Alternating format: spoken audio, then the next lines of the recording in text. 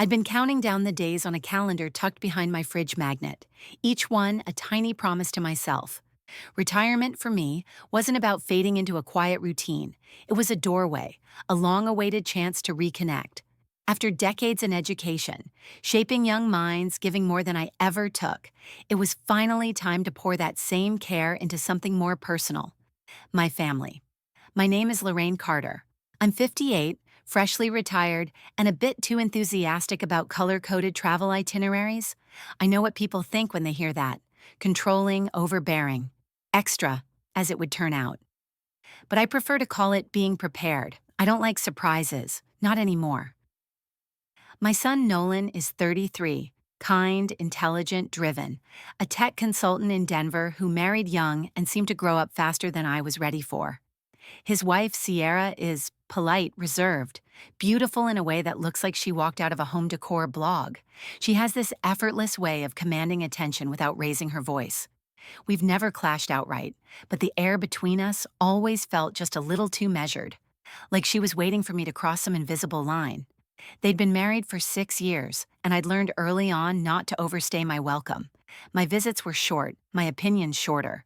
I brought gifts, I offered help, and when I sensed that smile of Sierra's stiffening just slightly, I knew to pull back. It was a dance, and I learned all the steps, whether I liked them or not. Still, when Nolan called to suggest a family trip, a full week in Jackson Hole, Wyoming, I nearly dropped my coffee mug. "Just us?" I asked, fingers tightening around the phone. "You, me, and Sierra?" He laughed, a little too quickly. "Yeah, I thought it'd be nice. You've always talked about going, and we've got some time before Sierra's next project kicks off." I didn't need to be asked twice. I dove headfirst into planning. I booked a cozy 3-bedroom cabin tucked against the edge of Bridger Teton National Forest, with wide windows that promise sunrise views and a fireplace perfect for late-night board games.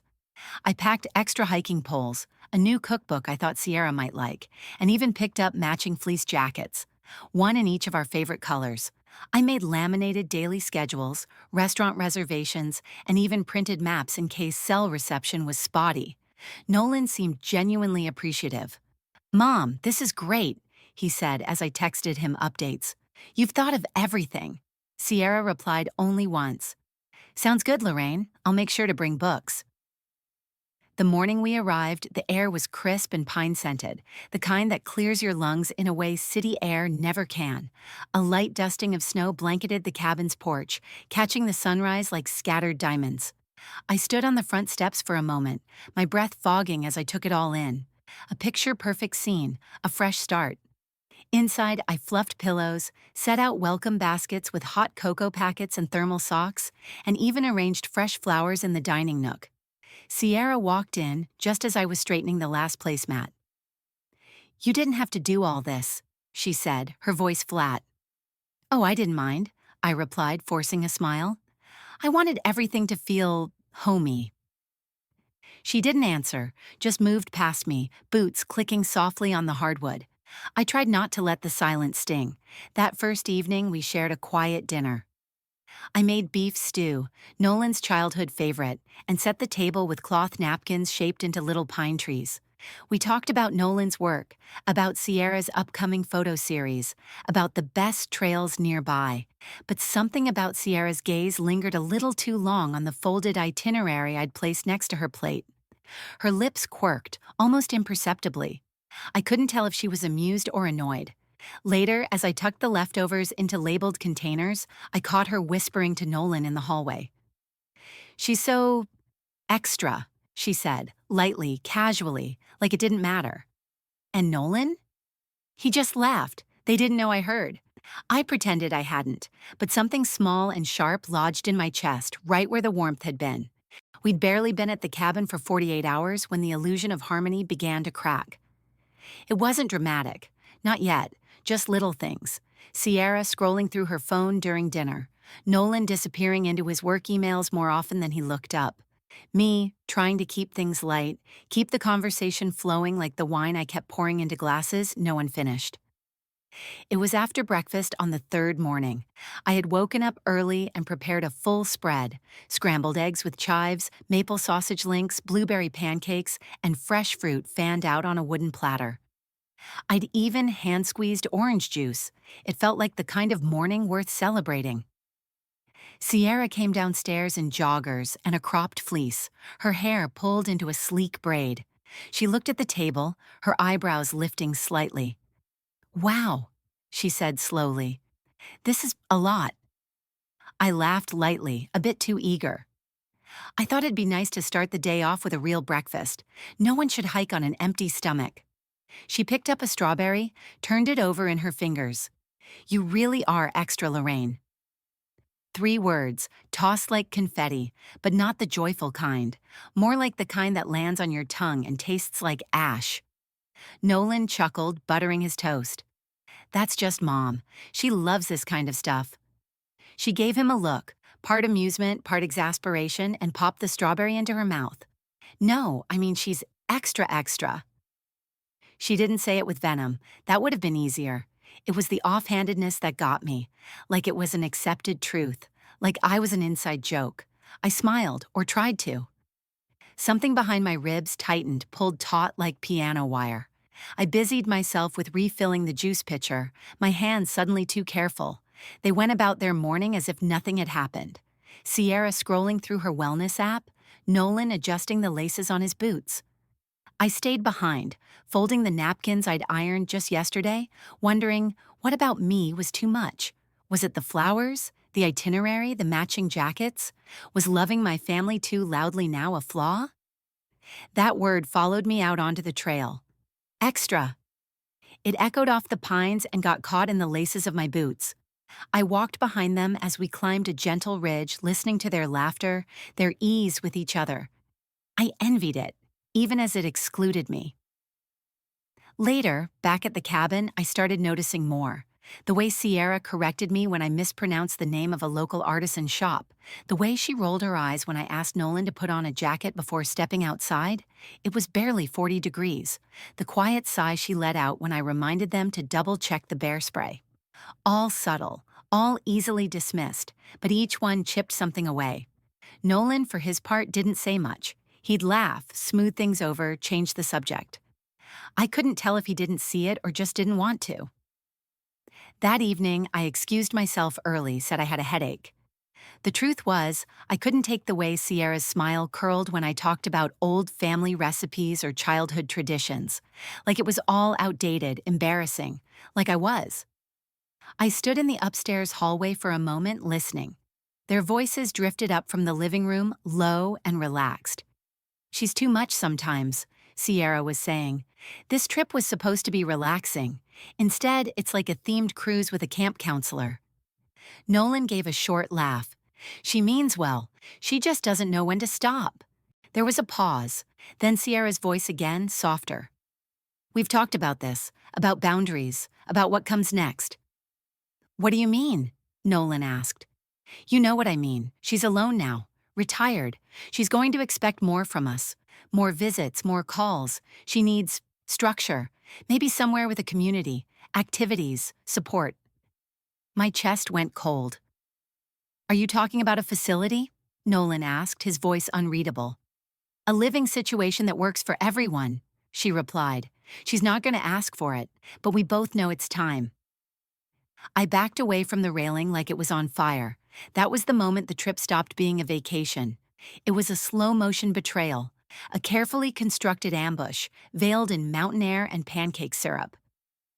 I went back to my room and sat on the edge of the bed, staring at the floral suitcase I had packed so carefully. I felt like a character in someone else's story. Someone outdated, inconvenient, a burden being gently ushered off stage. The morning after I overheard them discussing what comes next, I put on a brave face. Old habit. I'd learned early in life that people are more comfortable with your silence than your sorrow. So I made coffee. I set the table. I even laughed when Sierra suggested we skip the itinerary and wing it for the day. But something had shifted in me, a tectonic crack beneath the surface. We went into town. I followed them through boutiques and cafes, smiling when I needed to, nodding as they debated artisanal soaps or whether the mountain light was too harsh for Sierra's next photo shoot. At a bookstore, I picked up a novel I thought she might enjoy.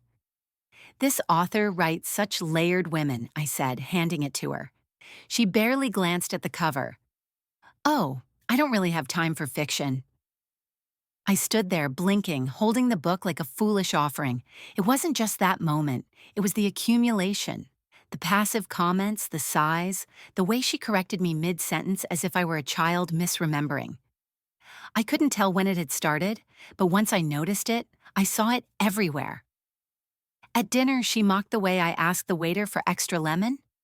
"You always have these little preferences, Lorraine, so particular," said with a smile, said like a joke. Nolan chuckled, like always. He rarely looked at me directly when she made those comments. Maybe he thought it was harmless. Maybe he didn't want to choose sides. Or maybe in some quiet part of him, he agreed. One night after dinner, I stepped outside alone and stared at the stars. The sky was vast and indifferent.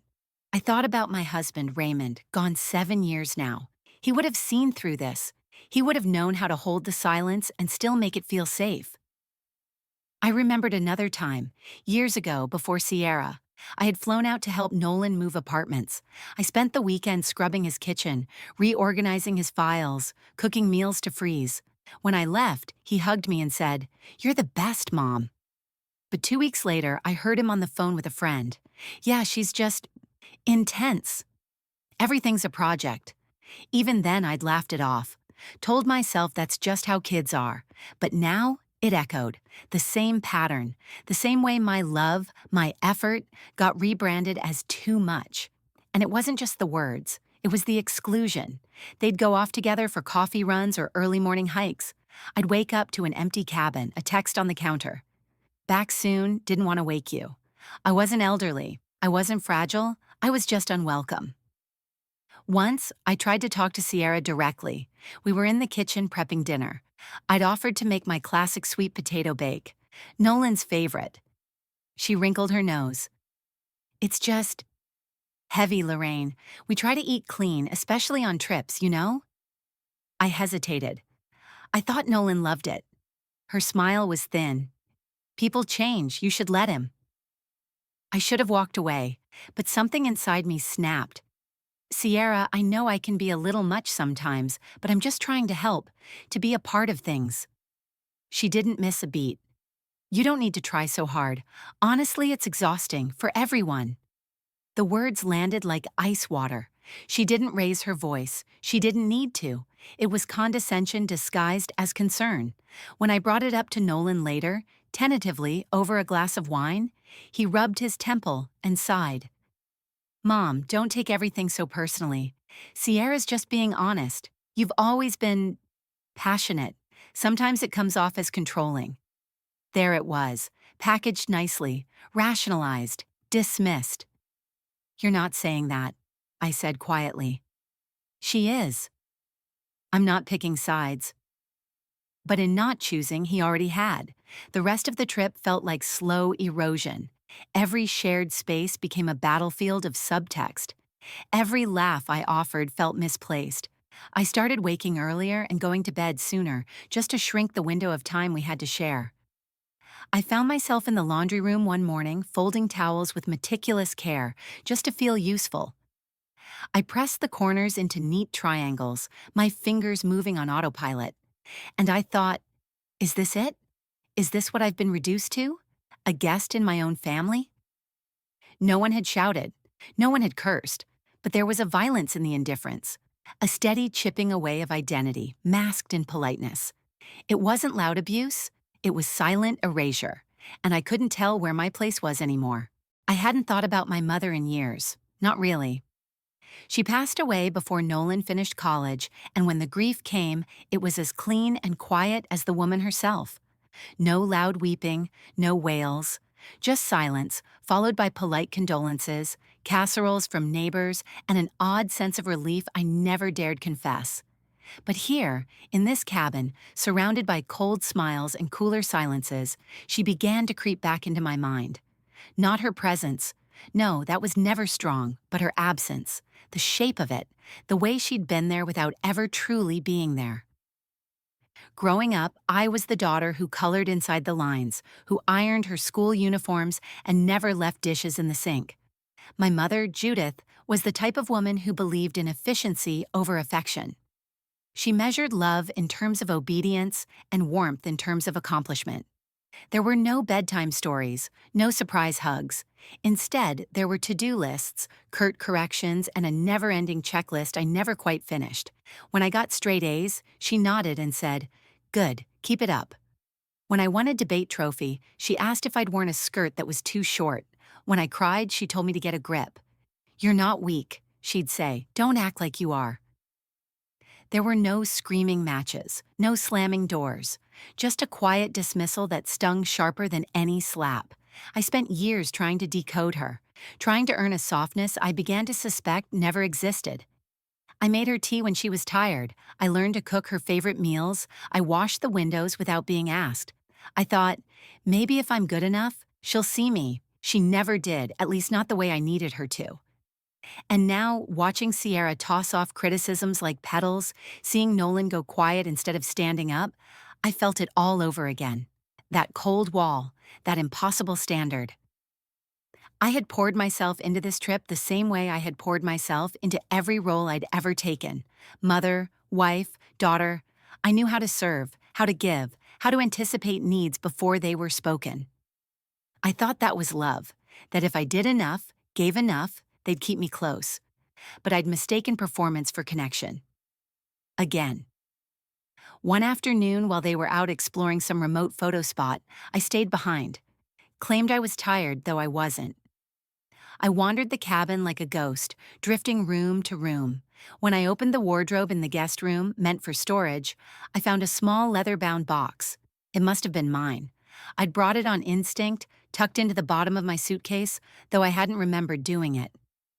Inside were keepsakes from years ago, Nolan's first crayon drawing, a lock of his baby hair, an old receipt from the diner where Raymond proposed, and at the bottom, creased and faded, a folded piece of yellowing stationery. I didn't recognize it at first.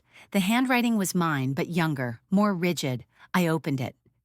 "Dear Mom, I don't know how to talk to you without feeling like I'm doing something wrong. I try so hard and it's never enough. You never say you're proud. You never say anything unless it's a correction. I don't want to resent you, but sometimes I do. I think I'm just asking. Was I ever what you wanted? Or was I just someone you had to manage? I know you won't read this. I probably won't send it, but I had to write it just once." Lorraine, I read it 3 times. Each time my hands shook more.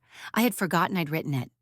Probably during college, probably after one of our usual talks, the kind where she pointed out how my voice was too loud, or my hair too messy, or my friends too strange. Sitting on the edge of the bed, letter trembling in my lap, I felt something crack. Not break, but shift. A thread pulled through time. I saw myself again in that kitchen with Sierra, being told I was exhausting. I heard Nolan dismiss my pain as overreacting, and I realized this wasn't new. I had been chasing belonging from people who could only tolerate me, not accept me. And worse, I had taught myself to settle for that. That hunger for harmony, for approval, didn't start with Sierra. It was planted decades ago in a cold New England house by a woman who'd been trained not to feel. Judith didn't invent the walls, she inherited them. And in some ways, maybe I had too. But I was tired. Tired of auditioning for affection. Tired of shrinking to be palatable. Tired of dressing up love in usefulness. That letter was never meant to be read. But reading it now, as a woman nearing 60, it felt like a map. A tiny mirror held up to the parts of me I had ignored for too long. I folded it again, slowly, and placed it back in the box.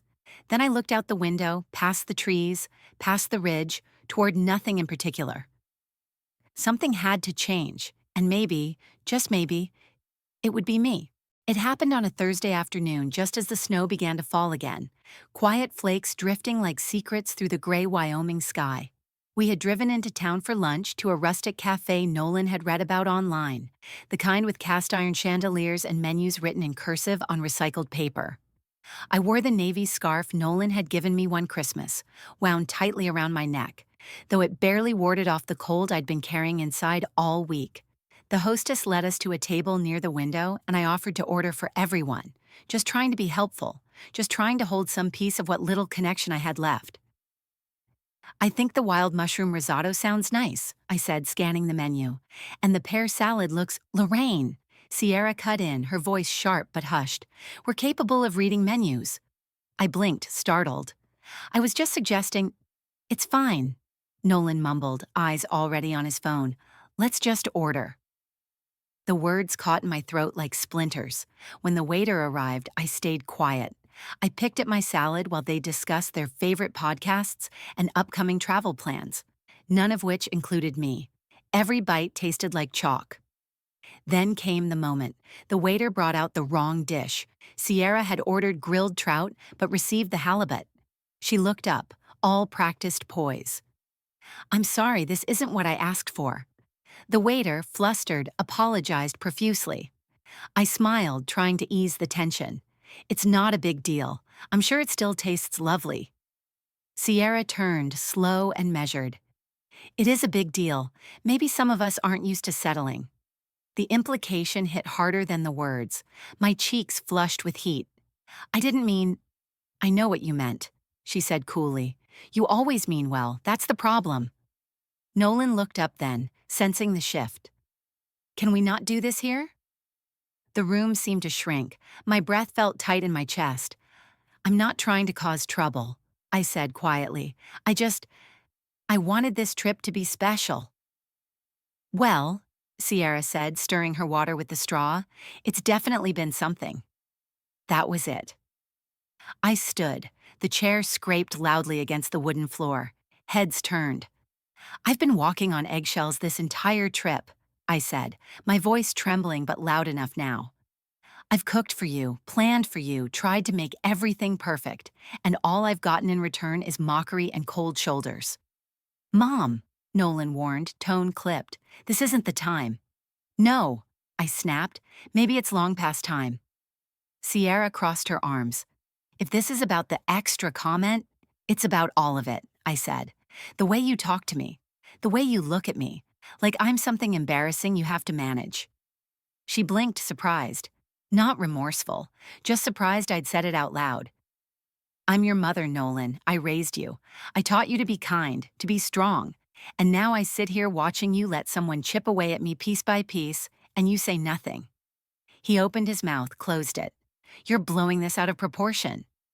That was the moment. The tipping point. Not Sierra's cruelty, but Nolan's betrayal. I nodded slowly, the fight draining from me all at once. Of course, I always am. I walked out of the cafe. The air outside was bitter, the snow now heavier, sticking to my coat, my lashes. I didn't know where I was going. I just knew I couldn't sit through one more meal pretending we were a family. By the time they caught up with me, I was already halfway down the block. Nolan called my name, but I didn't stop. Back at the cabin, I packed quickly. I didn't slam drawers. I didn't cry. I just folded my things into my suitcase one by one like it was any other day. When they arrived, Nolan's voice was tense. What are you doing? I'm leaving, I said calmly. You can keep the cabin. I'll find a hotel in town until my flight. You're being dramatic, Sierra muttered from the doorway. No, I said, zipping my suitcase. I'm finally being honest. Nolan stepped forward. We didn't mean to make you feel this way. But you did. I met his eyes. For a second I thought I saw something crack in them, regret maybe. Or guilt, but it was too late. I deserve better than being tolerated, I said, and I won't apologize for existing. Then I walked past them, out into the storm, and this time I didn't look back. The motel room smelled faintly of bleach and stale pine. The walls were beige, the bedspread scratchy, and the heater clicked every few minutes like it was struggling to stay alive. But it was quiet. Mine. I'd found it just a few miles outside Jackson Hole, a no-frills roadside inn with a vacancy sign half lit. When I checked in, the clerk barely looked up from his crossword. I was grateful. I didn't want concern or comfort. I wanted to disappear. The first night, I sat on the edge of the bed in the same clothes I'd left the cabin in, staring at nothing. My phone buzzed twice, once from Nolan, once from a number I didn't recognize. I didn't open either. Let them sit in digital purgatory. Outside, snow pressed against the window, soft and relentless. I remembered packing that scarf, the one Nolan had given me. It was still in my suitcase, folded with care. I didn't wear it. Instead, I pulled the letter from my bag, the one I'd written to my mother years ago. I read it again, slower this time. Each line echoed in the hollow places. For so long, I had been someone's. Raymond's wife, Nolan's mother, Judith's daughter. Every title I'd ever carried came tethered to someone else's orbit. Now, stripped of those roles, I didn't know what remained. Who was I, if not the caregiver, the planner, the fixer? The next morning, I walked aimlessly into town. The cold gnawed at my fingers, but I welcomed it. Pain was easier to understand than absence. I found a small coffee shop locally owned with fogged windows and handwritten chalkboard specials. The barista didn't smile when I ordered. I didn't mind. I took my drink and found a corner booth, pressing my palms to the warm ceramic just to feel something. An older woman sat across from me at the far end of the cafe. Silver hair pulled into a loose braid, leather gloves resting beside her tea. She was reading a worn paperback, but looked up just as I glanced her way. She smiled, gently like she'd seen my kind before. "You're not from here," she said, voice like worn velvet. I shook my head. "Just passing through." Running from something or toward it? I blinked, caught off guard. "Maybe both." She nodded like she understood. "I came here for the same reason, 5 years ago." That's how it started. Her name was Miriam. She was 72, from Oregon originally, and had left her family after what she called an emotional frostbite too deep to thaw. Her daughter had accused her of overstepping, of smothering. Her son hadn't intervened. "I gave everything to those kids," she said, stirring her tea. "And when I needed warmth, all I got was distance. They called me manipulative, said I made things about me." I listened, stunned. "They never saw the love behind the noise," she said. "Only the noise." I didn't realize I was crying until I felt the tear hit the rim of my cup. "I thought it was just me," I whispered. "It's never just you," she said. "But when you're the only one left in the room, it sure feels that way." We talked for over an hour. She didn't try to fix me, didn't offer platitudes, just stories, wounds she'd survived, roads she'd taken. "You know what I realized?" she said as we bundled up to leave. "There's no medal for martyrdom, and no one builds statues for the women who quietly break themselves to keep the peace." Her words clung to me long after we parted. Back in the motel, I sat with my journal, an old habit I'd abandoned when life got too loud. The pen felt foreign in my hand at first, but soon the pages filled. I wrote about Judith, about Raymond, about Nolan's first laugh, his first fever, the way I used to watch him sleep just to make sure he was safe. I wrote about the time Sierra gave me a candle for Christmas and said, "It's neutral. I didn't know what you'd like." I wrote about that cafe confrontation and how it felt to be labeled as something to endure instead of someone to love. And somewhere in those pages, I began to see the shape of a woman I'd forgotten. Not a role, not a function, just Lorraine. She wasn't polished, she wasn't universally liked, but she was real. And maybe for the first time, that would be enough. The next morning, I didn't check my phone. I didn't count the hours since I'd left the cabin. I didn't wonder what Nolan and Sierra were saying about me, or if they were saying anything at all. Instead, I got up and opened the curtains wide, letting in the gray-blue light of early winter. The sky was the color of steel, but it felt less heavy than it had before. Maybe it was Miriam's words echoing in my ears. Maybe it was the realization that the silence wasn't a punishment anymore. It was a canvas. After a breakfast of burnt toast and motel orange juice, I walked to a small bookstore I'd passed the day before. It sat quietly between a pottery studio and an old gear shop, with a hand-painted sign that simply read, "The Fold." Inside, it smelled of cedar shelves, old pages, and quiet wonder. The owner was a man in his 60s with ink-stained fingers and a wool vest. He greeted me like I belonged there. I wandered the aisles for nearly an hour, letting titles jump out at me, books I hadn't thought to read in years. I picked up one on journaling, another on memoir writing, and a collection of poetry about midlife transformation. As I brought them to the counter, the owner smiled. "You starting something?" "Maybe," I said. "Maybe I'm just remembering something I forgot." That afternoon, I found a bench near the edge of the Snake River. I bundled myself in my coat, opened my journal, and began to write. It wasn't profound at first, just small observations, the way the light skimmed across the water, the sharpness of the air, the sound of a crow's wings slicing the sky. But then the words deepened. I wrote about Raymond again, but not as the man I lost, rather as the partner who had seen me, who once told me I was too much in the way sunlight is too much when it breaks through a window. I wrote about the way Nolan used to call me after every breakup, the way he once clutched my hand when he got his first rejection letter, the way he used to see me before adulthood, ambition, and Sierra refocused his lens. I didn't cry. I just kept writing. Over the next few days, I slipped into a quiet rhythm. Mornings with books and coffee, afternoons walking new paths, notebook always in my coat pocket, evenings sketching memories in long, winding sentences, some angry, some tender, all mine. One evening, I stumbled upon a flyer at the bookstore. Open workshop, writing for reflection, Saturdays at 10 a.m. I hesitated for less than a minute before signing up. That Saturday, I joined 6 other strangers in a circle of mismatched chairs at the back of the fold. The instructor was a woman named Denise, mid-50s, sharp-eyed and soft-voiced. She opened the session by asking us to write a letter to ourselves from the version of us 5 years in the future. It felt awkward at first, but then something unlocked. Dear Lorraine, you were never too much. You were a woman trying to matter in a world that taught you to shrink. You loved hard, you gave deep, and now you're learning to give some of that to yourself. Don't stop. Keep growing toward the sun even when they call you wild for doing so. When I read my letter aloud, no one laughed.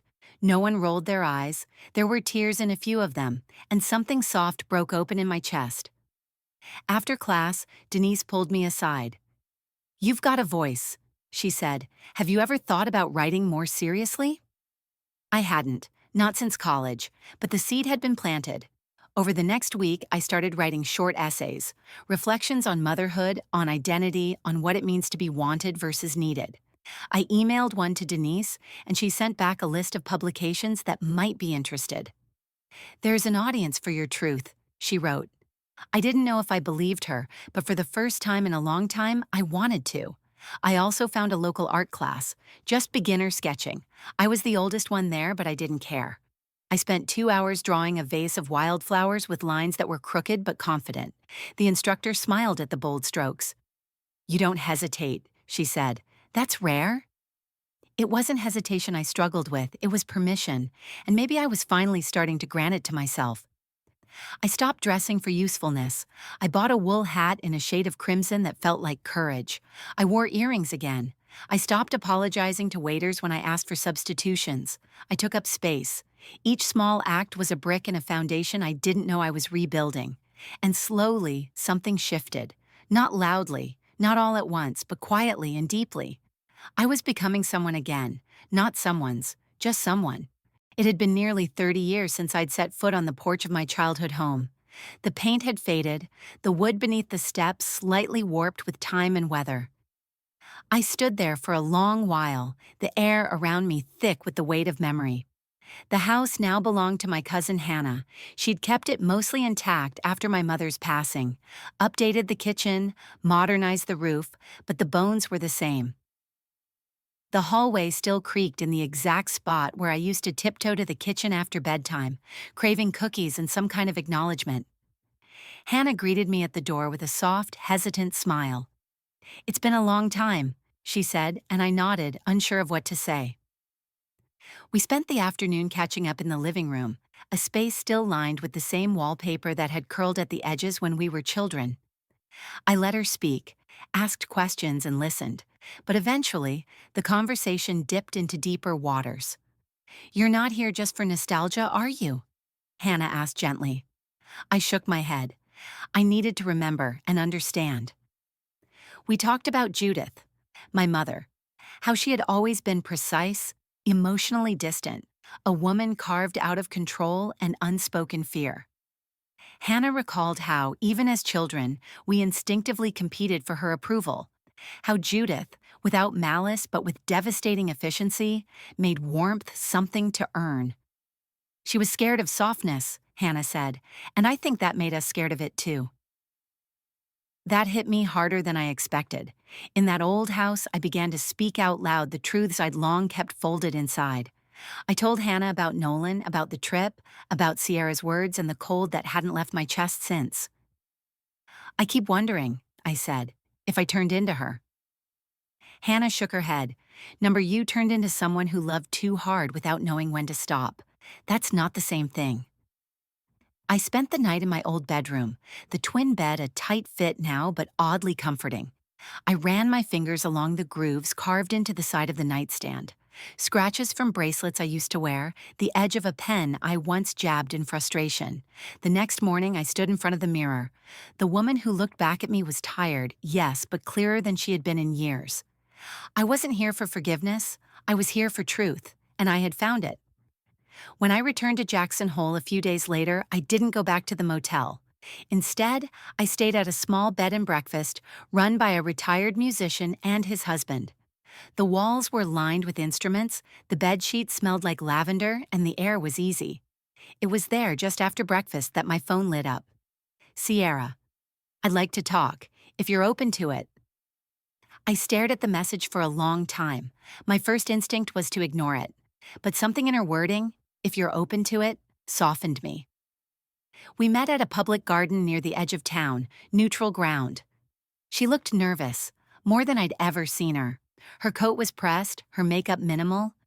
For once, she didn't seem poised, just human. I owe you an apology, she said, before I could say a word. And not just for what I said, but for how I treated you, for the ways I made you feel small. I said nothing, just waited. I have a complicated relationship with my own mother, she continued. She was clingy, manipulative, in ways that didn't always look like manipulation. I spent so much of my adult life trying to create boundaries. And when you came along, I projected that onto you. Her voice cracked, but she kept going. You weren't her, but I treated you like you were. And Nolan, he didn't know how to navigate it.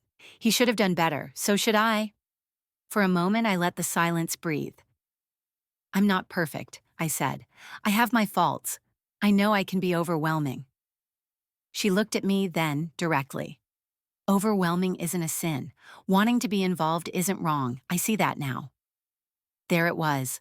Acknowledgement. Not absolution. Not erasure. Just understanding. I didn't leap to forgive her.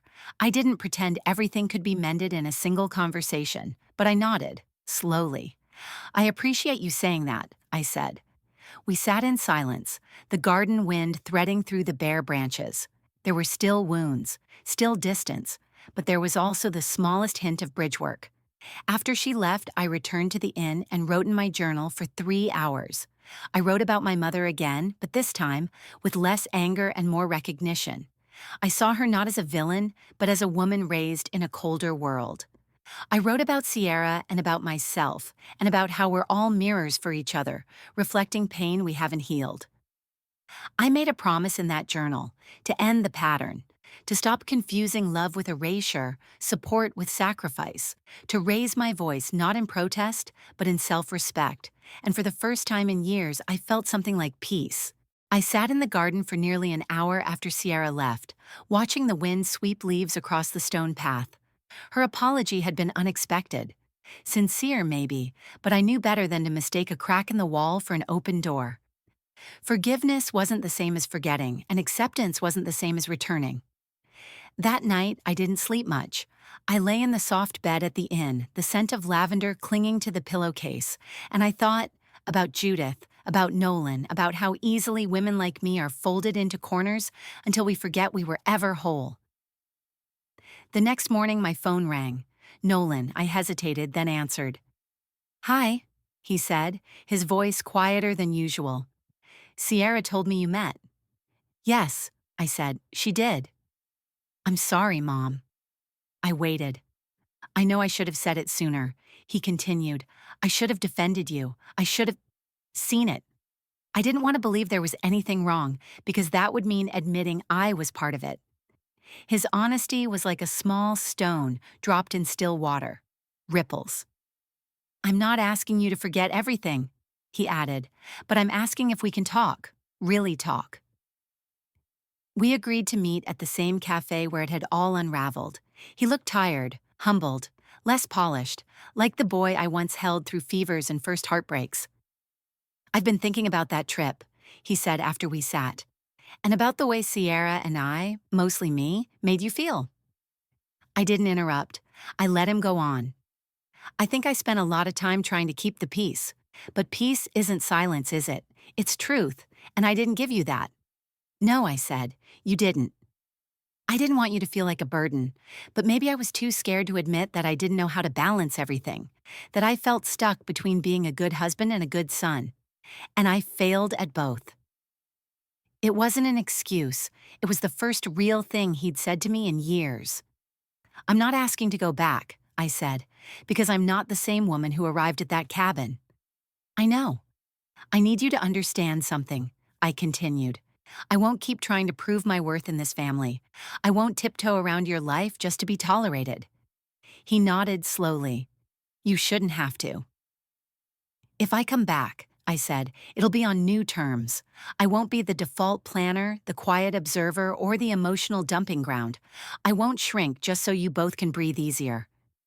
There was a long silence. "I want that," he said finally. "I want you to feel like you belong without having to earn it." I looked at him then, not as my child, not as my mistake, but as a man trying to rebuild what he helped break. And for the first time, I saw him clearly. "I need boundaries," I said. "I need space to be who I am, not just who you remember me to be." He nodded again. "Whatever it takes." The conversation was short, but something had shifted. This wasn't a promise that everything would be easy.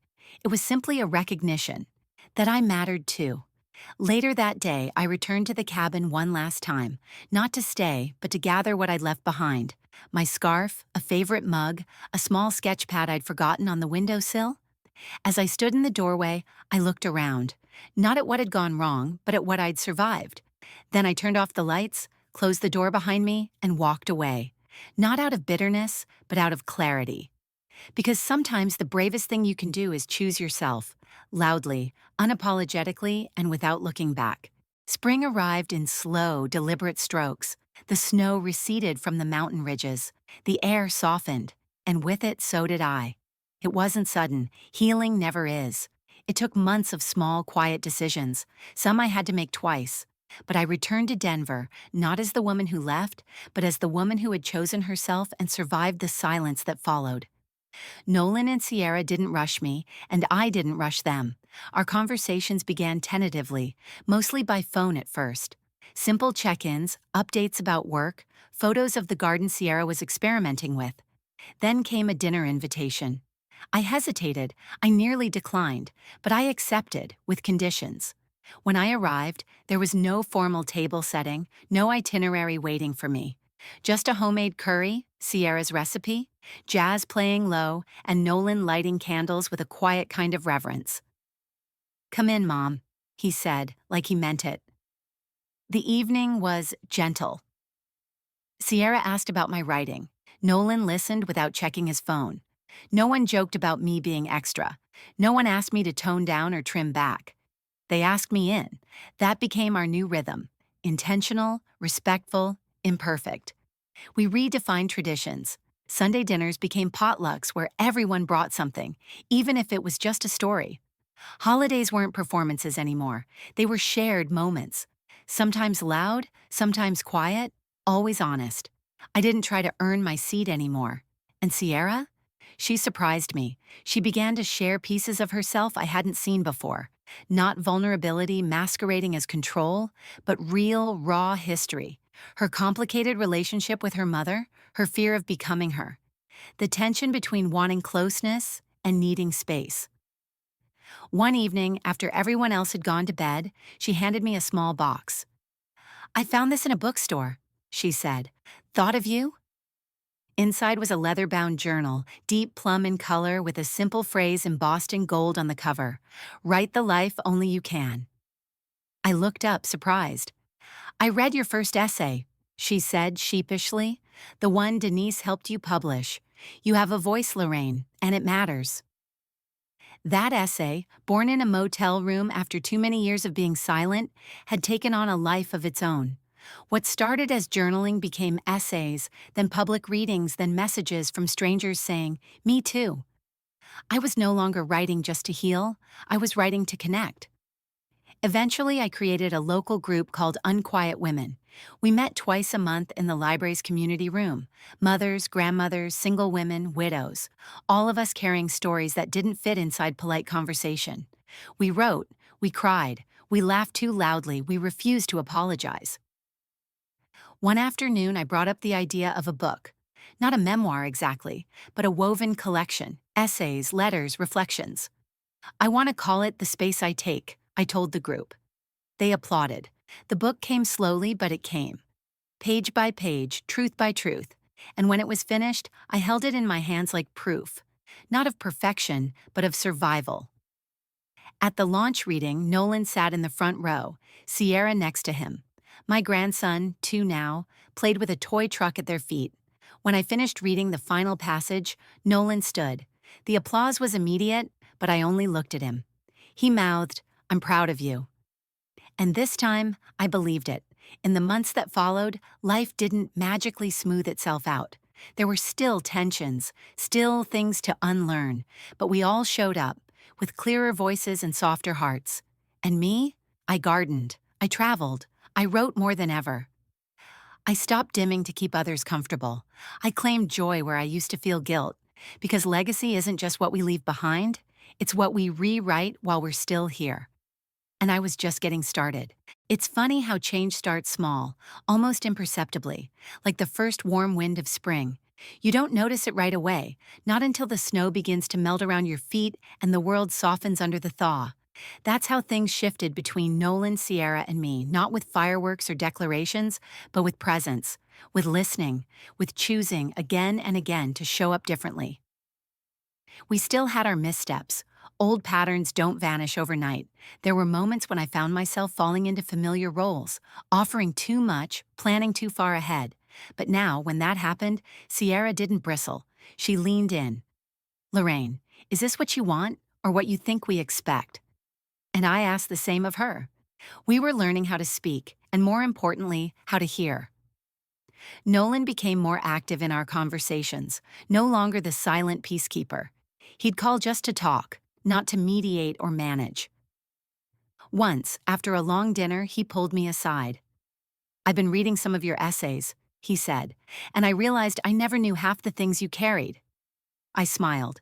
"You weren't supposed to. I thought love meant carrying it alone." He shook his head. "Not anymore." That was our new rule. Nothing alone unless we chose it. But what surprised me most was how the changes in my home life echoed beyond it. Unquiet Women began with 6 members. Now we're over 30, women from all backgrounds, all stages of life.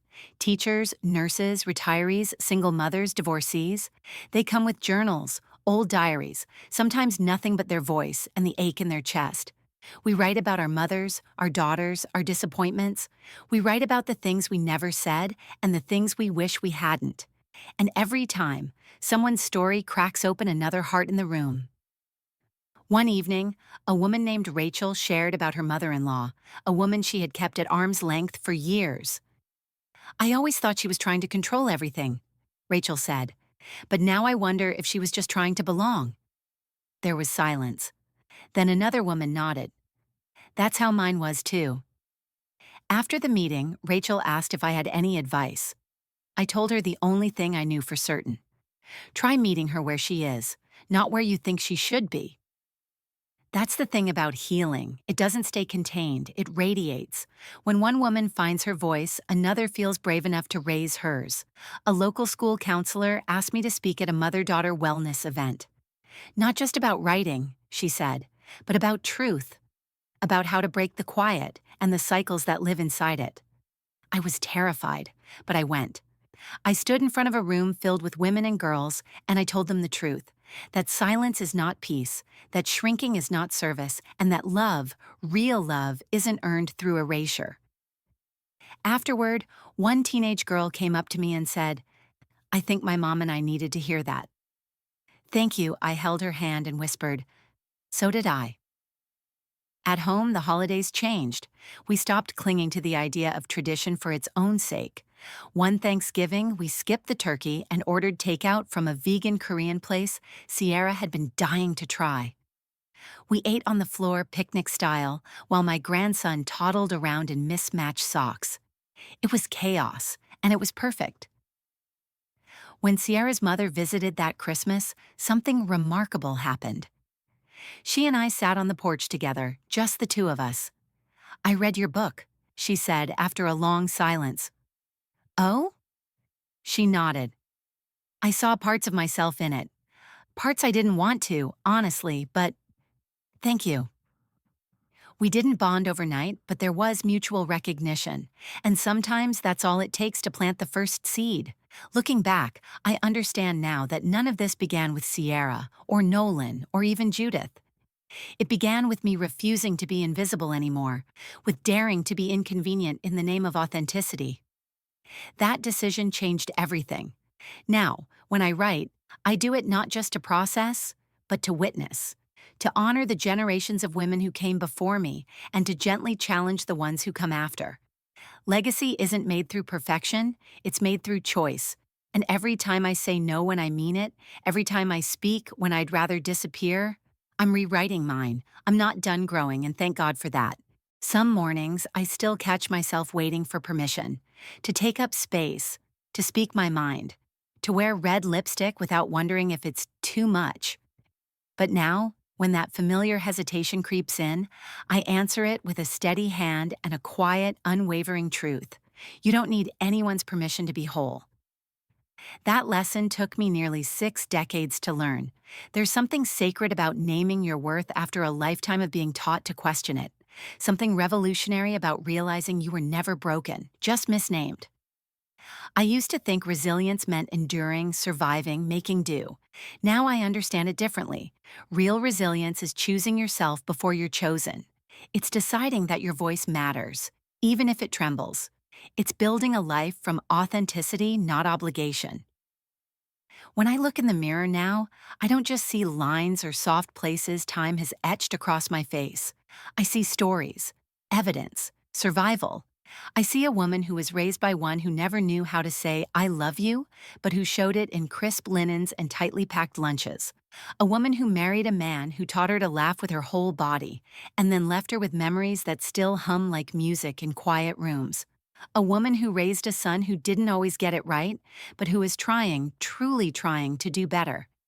And I see the girl I used to be, still waiting in the back of my memory, wide-eyed and weary, clutching a notebook filled with letters she never sent. She doesn't wait anymore. Now she writes with conviction. She laughs without shrinking. She lives without apology. My relationship with Nolan is not perfect, and it doesn't have to be. We're both learning, unlearning, starting from truths we never spoke when he was younger.